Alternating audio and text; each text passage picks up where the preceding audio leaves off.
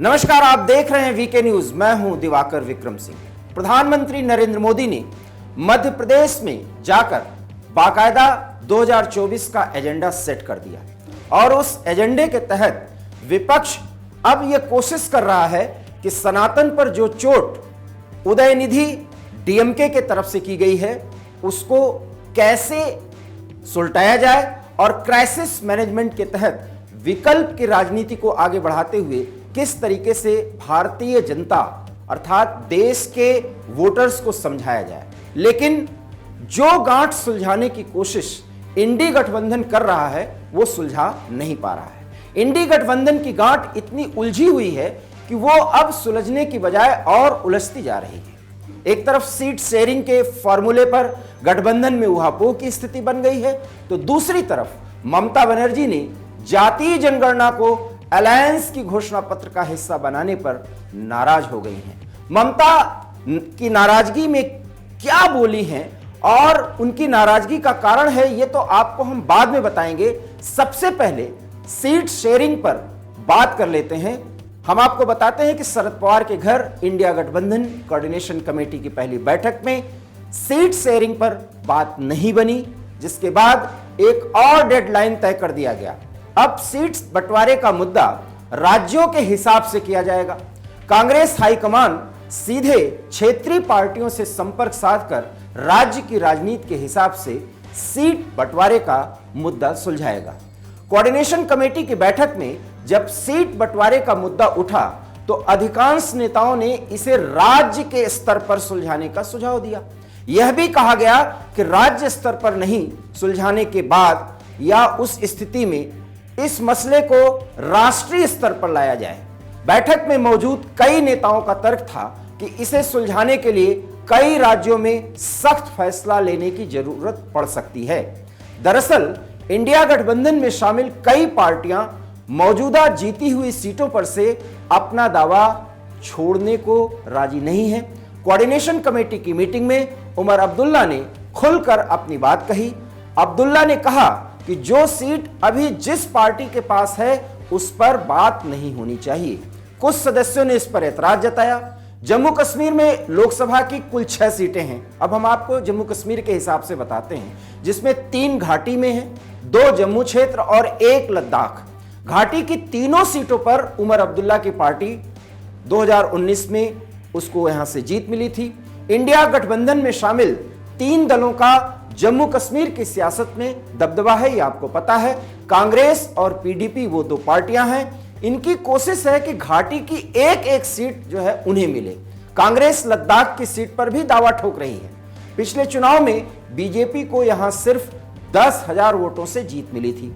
अब उमर का फॉर्मूला अगर लागू हुआ तो पंजाब में आम आदमी पार्टी और बिहार में आरजेडी को कम सीटें मिलेंगी। महाराष्ट्र में कांग्रेस को नुकसान हो सकता है।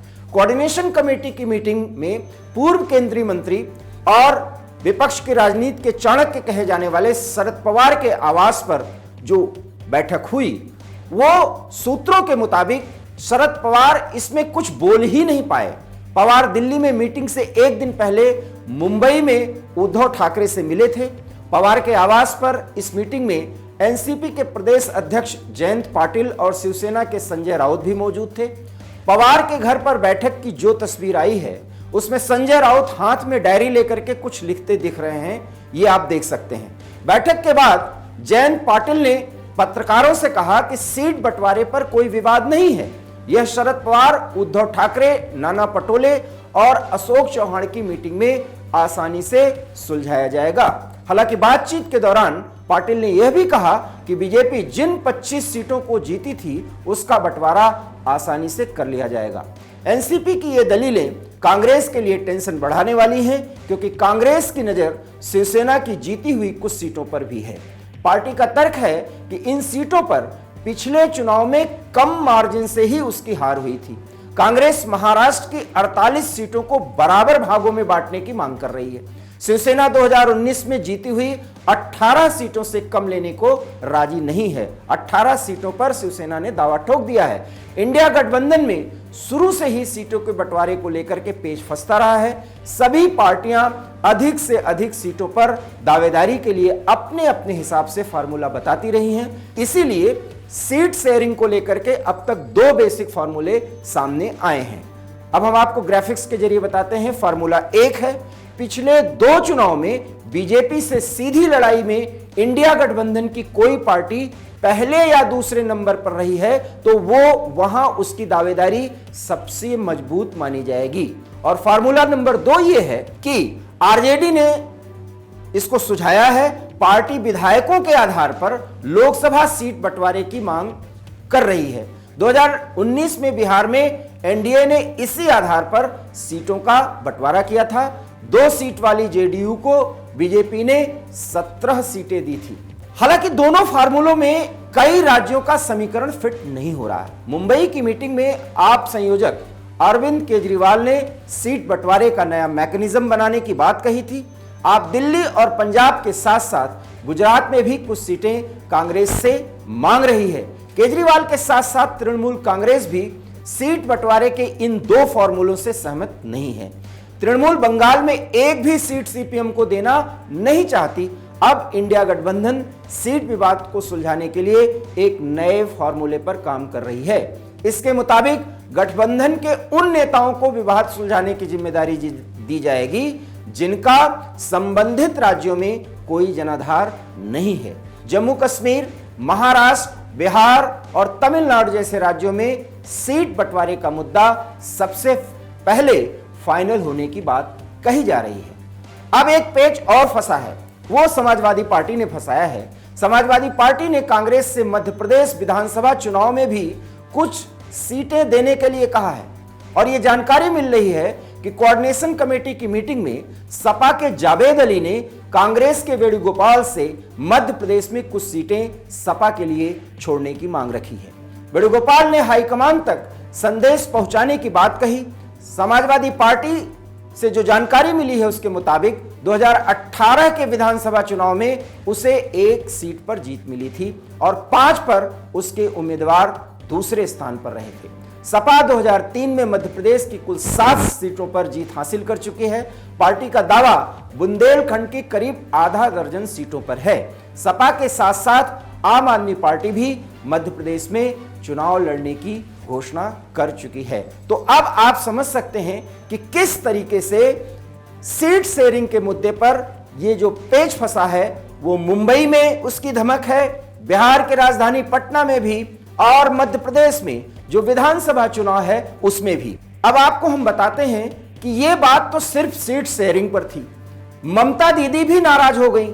ये वो ममता दीदी हैं जो मोदी के विजय रथ को रोकने की बात कर रही हैं और उनकी चर्चा तो इस मुद्दे पर भी की जा रही है कि अंततोगत्वा उन्हें ही इंडी गठबंधन का वैकल्पिक नेता के तौर पर प्रस्तुत किया जाएगा। वो नेता जो अगर इंडी गठबंधन सीटें जीतकर ले आई, उस स्तर पर जहां सरकार बनाई जा सकती है, ममता बनर्जी ही प्रधानमंत्री बनेगी, यह माना जाने लगा है। लेकिन आईएनडीआई के घोषणा पत्र में एक ऐसा मामला हुआ जिससे ममता बनर्जी नाराज हो गई और नाराजगी का यह आलम रहा कि वो कुछ बोली ही नहीं और एक मुद्दे पर तो वो उस स्थान से छोड़ करके चली गई जहां ये चर्चा हो रही थी। इंडी के घोषणा पत्र में बिहार में हाल ही में हुई जाति आधारित गणना को भी हिस्सा बनाए जाने पर लगभग सहमति बन चुकी है, लेकिन तृणमूल कांग्रेस की सुप्रीमो ममता बनर्जी इस बात पर सहमत नहीं नजर आ रही हैं। अब गठबंधन के दिग्गज नेता उन्हें तथ्यों के साथ उनसे बातचीत करेंगे। राजद जदयू ने इस विषय को इंडी गठबंधन की समन्वय समिति की पहली बैठक में आगे किया था।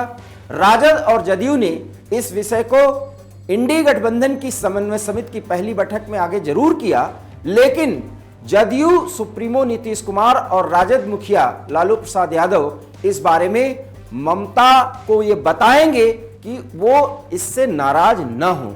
जदयू के राष्ट्रीय प्रवक्ता केसी त्यागी का इस संबंध में बयान भी है। पश्चिम बंगाल की सामाजिक संरचना इस तरह की है कि वहां तृणमूल हो या फिर सीपीएम, सभी दल के उच्च पदों पर अगड़ी जात के लोग लंबी अवधि से रहे हैं। ऐसे में जाति जनगणना से तृणमूल को हिचक हो रही है, लेकिन यह मामला राज्य का नहीं है, यह केसी त्यागी का मामला है। INDI इसे अपने एजेंडा के रूप में ले रहा है और केसी त्यागी ने उम्मीद जताई कि दिग्गजों से बातचीत के बाद ममता इस मुद्दे का विरोध नहीं करेंगी। DMK भी इसके लिए तैयार है। ओडिशा की स्थिति यह है कि वहां 85% आबादी अनुसूचित जाति व जनजाति लोगों की है। इंडी गठबंधन जाति आधारित गणना को मुद्दा तय करने के बाद भाजपा को तीव्रता के साथ अपने निशाने पर रखेगी। अभी तक जदयू और राजद ही ये कह रहे थे कि केंद्र की सरकार जाति आधारित गणना के खिलाफ है। यह हमला उस समय और तेज हो गया जब अटॉर्नी जनरल ने इस संबंध में सुप्रीम कोर्ट में चल रहे मामले में हस्तक्षेप कर कोर्ट में अपनी बात कही थी। जदयू ने इस कृत्य पर भाजपा के खिलाफ पोल खोल अभियान तक चलाया। राजद ने यह कहा कि केंद्र का असली चेहरा सामने आ गया है। जाति आधारित गणना को रुकवाने का काम ज्वालामुखी के विस्फोट को प्रेरित करने जैसा है। तो ये ममता बनर्जी क्यों नाराज हुई, ये हमने आपको बताया। उनको मनाने की कोशिश हो रही है। जाति आधारित जनगणना पर ममता का सीधा बयान और सीधा रुख ये है कि किसी भी कीमत पर इसे घोषणा पत्र में शामिल नहीं किया जाए, इससे बंगाल की राजनीति पर दुष्प्रभाव पड़ेगा। कुल मिलाकर के सीट शेयरिंग और जाति आधारित जनगणना के मुद्दे पर जिस तरीके से गठबंधन की गांठ और ज्यादा उलझ गई है, अब तो यही लगता है कि 2024 के चुनाव आते आते हर राज्य में हर वो पार्टी जो भारतीय जनता पार्टी NDA के खिलाफ खड़ी होगी वो अपने बूते पर लड़ाई करेगी, लेकिन नाम उस पर इंडी गठबंधन का होगा। इसका परिणाम क्या होगा ये तो आने वाला समय बताएगा, लेकिन जो भी परिणाम होगा और उसके जो मायने होंगे VK न्यूज आपको उसे जरूर बताएगा। फिलहाल इस विशेष विश्लेषण और जानकारी से मुझे दीजिए अनुमति, और इसको अगर आपने पसंद किया हो इस विश्लेषण को तो इसे लाइक करिए, शेयर करिए और प्लीज VK न्यूज को सब्सक्राइब करिए। बहुत बहुत धन्यवाद। नमस्कार। VK न्यूज, राष्ट्र के नाम।